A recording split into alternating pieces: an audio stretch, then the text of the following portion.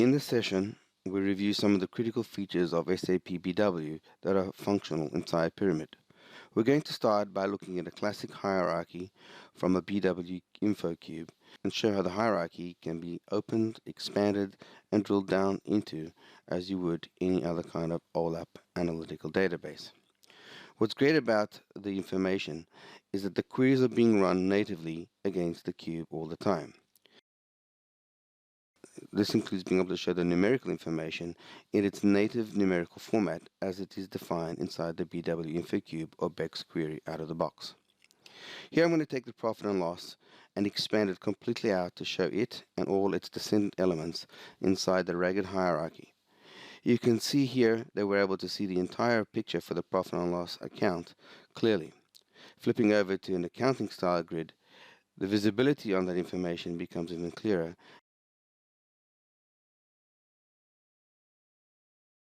Expanding the demo further, we're now going to take fiscal year and break out the information by currency into two periods, 2012 and 2013.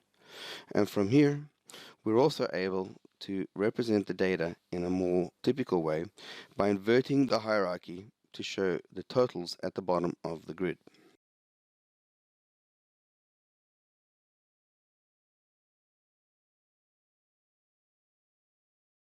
Next, we're going to focus on three different accounts from our profit and loss, and then we're going to apply some operations on that information. What's great about the calculation capabilities of Pyramid on SAP BW is that the calculations are defined on the client but are executed on the server. This means that the calculations are always calculated correctly regardless of how the query is sliced and diced. Here we can see the growth percentage year on year for the different accounts we chose to focus on. By taking another dimension, in this case cost center, and dicing that information, we can see that despite the fact that we have changed the structure of the query, the percentage growth calculation year on year is still correct and is still showing irrespective of the changing query. So much so that if we remove the years from the calculation, it still operates because the calculation is picked as elements in the query rather than in the client result set. Another capability is being able to swap the different elements of a dimension. In this case, we would like to see cost center as its key or number rather than as its numeric name.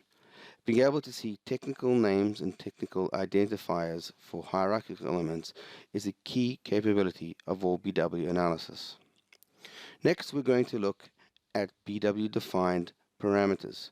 Parameters are a powerful feature in BW and are used heavily to change the way people analyze information out of SAP.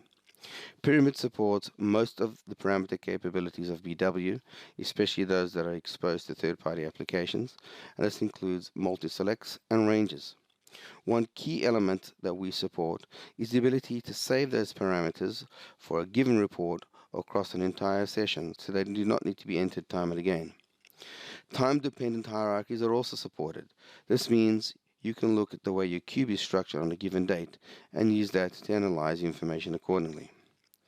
Last but not least, we're able to see the cubes in different languages as defined by the user.